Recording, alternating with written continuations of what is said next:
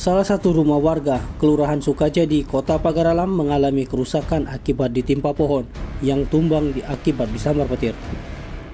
Pemilik rumah, Seto, menjelaskan, kejadian rumah yang disambar petir saat hujan disertai angin kencang berawal saat lampu padam dan tiba-tiba suara dentuman keras menyambar rumahnya.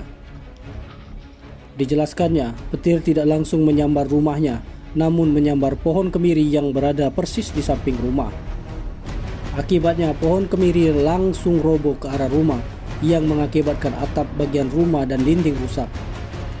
Tidak ada korban jiwa dalam peristiwa tersebut, namun Seto mengalami kerugian material akibat sebagian plafon dan atap rumah yang jebol.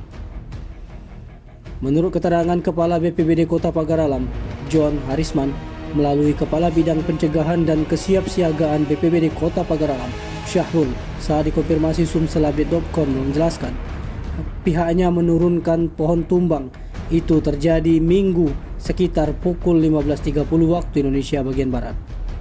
Pohon yang tumbang itu berukuran sangat besar dan sudah keropos. Ketika diterpa hujan dan petir, pohon itu roboh menimpa rumah.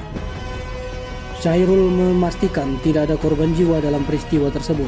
Pemilik rumah selamat akibat batang pohon dan ranting pohon hanya mengenai bagian atap rumah.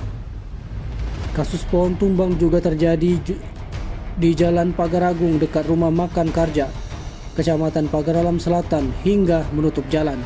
BPBD Kota Pagar Alam mengerahkan 2 tim sebanyak personel BPBD untuk mengevakuasi pohon tumbang tersebut.